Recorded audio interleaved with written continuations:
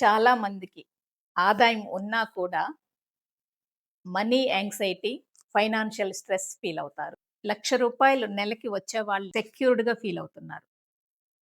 5,00,000 నెలకు వస్తూ కూడా పానిక్ అవుతున్నారు. అంటే ప్రాబ్లమ్ సంపాదనలో లేదు. డబ్బుతో ఉన్న రిలేషన్‌షిప్‌లో ఉంది. మనీ యాంగ్జైటీ అంటే ఇప్పుడున్న పొజిషన్‌కి, కరెంట్ పొజిషన్‌కి ఫ్యూచర్‌లో ఎలా ఉండాలి అనే దానికి మధ్య ఉన్న గ్యాప్ వలన వస్తుంది.